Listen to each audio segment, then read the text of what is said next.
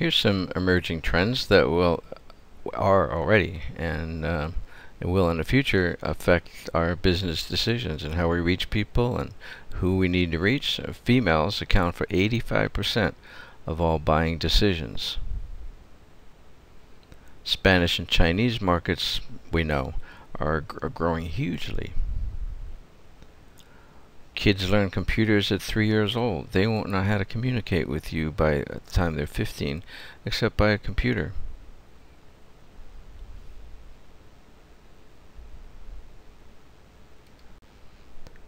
Today's workforce is better educated, more likely a single parent. That affects some buying decisions, and when you have access to those people, most of them are supported by two incomes, meaning they've got disposable income. So what's that have to do with our business? It says that customer service in the future has to be more one-to-one. These people are not available to you. They're working two jobs. They're balancing who's feeding the kid, and they just don't have time. It's a busy lifestyle. So yeah, your marketing has to be more personalized through technology. So when you go on Netflix, based on the last movies, they say, well, we think you'd like these movies. I get email every couple of days from Amazon. Well, hey, here's some the kinds of books I'm reading. Read some autobiographies. Boom, here's some autobiographies you might like. Read some World War II books and World War I. Boom, here's some books like that. So that's the way they need to reach people today. That's the way you need to reach people today. I was told if you want to talk to the sailors, you need to be on Facebook. So guess what? I'm on Facebook. You need to be tweeting. So I do a little bit of tweeting. You know, you gotta reach the people the way the people are used to being reached these days. So your marketing has to be tailored to the individuals, the movies selected last, not the box office smash. So Netflix knows what kinds of movies I like, which isn't necessarily the #1 hit of the week. Point of sale systems gather data which allow us to customize our services, provide products that meet customer needs, track your individual preferences. They basically know everything about you, that what kind of toilet paper you use. If you're buying Pampers, they figure you must need baby food, so they'll send you those tweets and Twitters and emails. Harrah's has pioneered the customer loyalty programs. They've done by far the best job, and they know that you were in Detroit this morning gambling, and they know you had lunch there, and they know now you're in Vegas, and they know you must be hungry, and they know the buffet line is short, and they know you're on the machine because you put your card in there, and so they'll send you a note because you usually eat the dinner buffets there. They know that, and so they'll send you a message on the machine saying, if you'd like to come to the buffet, we'll give you $5 off, or we'll give you a freebie depending on how many points they have. So that's marketing today.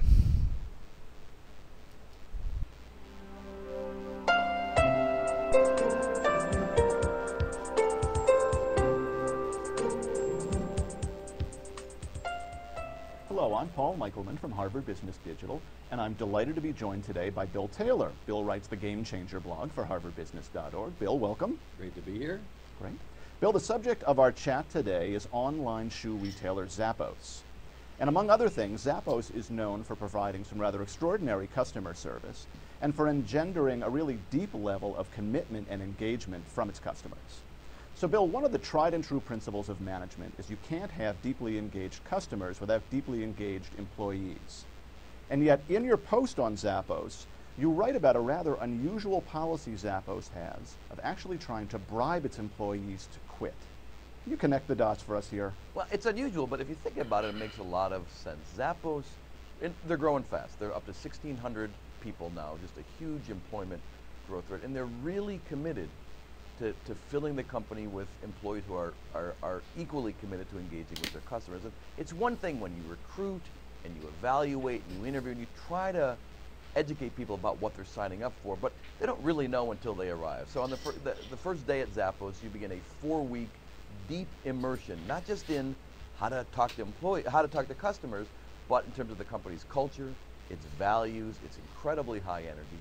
And about a week into it, Zappos stops the training and says to everybody in the room, basically, we'll pay you for the time you've been here, and if you agree to quit today, we'll give you a $1,000 bonus, no questions asked. And the idea is to allow some number of people who are probably sitting in that room saying, my goodness, I kind of like it here, but I had no idea what I've signed up for, and I'm just not ready to step into the kind of intensity and energy that Zappos is expecting, and it gives people a low stress, low risk, and actually kind of rewarding way to opt out at that point. And about 10% of the new recruits to the call centers take them up on that deal. And Zappos thinks that's money very well spent because they're really trying to fill the organization with the cream of the crop. Not that there's anything somehow wrong with people who choose to leave, but it's simply not the right fit for them. And so rather than not, trying to get people not to admit that, hey, it turns out this is more than I expected, they give them the opportunity without a lot of guilt and actually with a little change in their pocket to opt out. It's worked very well for them. So it's really the first stage to developing the kind of engaged employees they need to be the breakthrough company that they are. Well, it's actually kind of the second stage because they really think hard and very creatively about the interview process. The Zappos job application is kind of entertaining. You begin with actually completing a crossword puzzle, believe it or not. And I don't think there's no great social science research behind it. It's just to signal to people that this is not your run-of-the-mill company kind of deal. They've got 10 very well-developed values. They ask questions that are probing quite specifically into, do the values of the people they're evaluating sync up with the values of the company itself? And I think they do a very careful and very creative job of doing that. But even with that, you're going to hire people, you're going to invite people in where the fit isn't quite right. And that's where the $1,000 bonus comes in. And by the way, it started at $100. Then they raised it to $500. It's now $1,000. And as the company continues to grow, they're thinking of raising it again because they say, we're willing to spend. One of the things that happens as companies get bigger and bigger is that they tend to bland themselves out. And the hunger to just get more warm bodies in here because we have so much work to do overcomes the commitment to having only the right kind of people. And so one way to try to keep that quality up is to keep raising the size of the bonus. Great.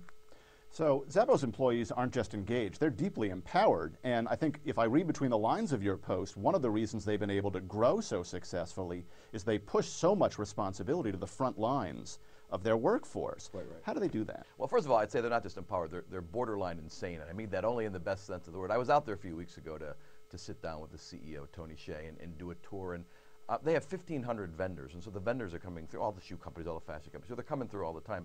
So they're very systematic even about giving a company tour, and I did the tour with the CEO, but other people do the tours, and they walk through the office with this giant flag, which is the tour flag, which lets you know that you're sitting in the various departments, a tour is coming through, and each department has its own crazy cheer, shish boom ba, or somebody rubs up with pom-poms, or they do clapping. It's really kind of a wild scene. And again, this is now with vendors and visitors, and they're trying as a group of individual people to make an impression on you and to make Zappos be a memorable company to experience, whether you're buying something for them, selling something to them, or just coming to see the company. In terms of empowerment, I mean, basically the biggest form of empowerment, certainly in the customer service side, is no scripts, no time limits. You are basically authorized to do what it takes to make the customer happy, satisfied. And so there are lots of legendary stories about Zappos employees who go way beyond the call of duty to meet the needs of their customers. Can you tell us one of those stories? Well, one, it became a real internet sensation about a year ago when a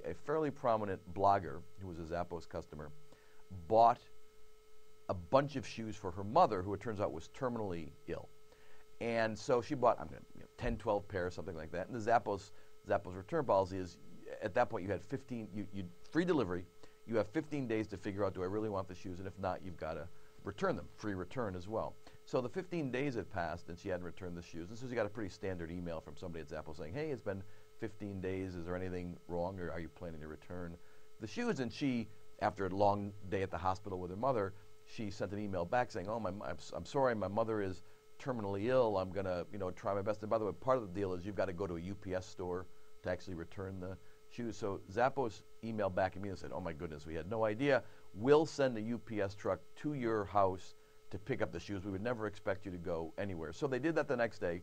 She returned the shoes. Then the day after that, she got a knock on her door, and it was a UPS driver with a beautiful bouquet of flowers from Zappos saying, "We're so sorry to hear about your mother. You know, we just want you to know that we at Zappos are thinking of you." And she was, as you might expect, pretty overwhelmed by this. She went to her blog. She wrote a post called "I Heart Zappos," told the story, and oh my goodness, it just was viral beyond belief, to the point where, over the week or so after that happened, if you Googled Zappos, one of the absolute top hits you would get is the story of this woman and her thing. And again, brilliant PR, good viral market. It was nothing like that. It was just human beings acting humanly with the people who are doing business with Zappos. And their theory is if you encourage people to do that, it's going to cost you a few bucks, but the benefits you get over the long term are really quite tremendous. And by the way, also it becomes the kind of place that people want to work. I mean, it's not a very glamorous job answering phones 8 hours a day from customers. It's not the most exciting work in the world. So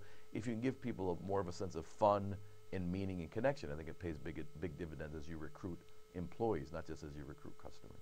So that's one, I think, great takeaway for any manager who is watching this or listening to us today. Make things fun. It'll transfer to the customer experience. This is a pretty crazy company, though. They're in Las Vegas. They're an online company. They've got a CEO who blogs. They all Twitter. Yeah. Are there other things from this culture that the rest of us who work in more mundane organizations can apply? Well, I think the first big insight is they're not a technology company, even though they'll do $1 billion of sales this year over the internet. They do understand that fundamentally they are a customer service company. And so Zappos was actually started in San Francisco, but they moved it to Las Vegas because they felt the culture of San Francisco was way too focused on technology per se as opposed to customer service per se. And Las Vegas with folks from the hospitality industry, as we say euphemistically, as well as a big call center operation. So everybody who walks in the door understands from day one, we sell shoes today. We sell handbags now in fashion. They're going to be selling consumer electronics. They are building a customer service platform, and everybody understands that job one there is to connect with the customers, to the point where if you're hired as a very senior executive or a very nerdy computer programmer, you take a short class, a short form of the 4-week customer service training, and you spend a week, everybody spends a week working in the warehouse in Kentucky shipping out the product, because they don't want you to then become a marketing person or an operations person and forget what they, so that's insight number one. Number two is a customer service culture is only as strong as the employees who own it. So Zappos every year puts out a 300-page employee manual culture book written by the employees themselves. And you can actually buy it on the site. They sell it to other people to explain the company. And so the sense of the employees really own the culture, whatever form that culture may take, is another important takeaway. Bill Taylor, thank you very much. Great, thanks, it was fun. To read more about Zappos and other innovative companies, you can visit Bill's blog, The Game Changer, at blogs.harvardbusiness.org.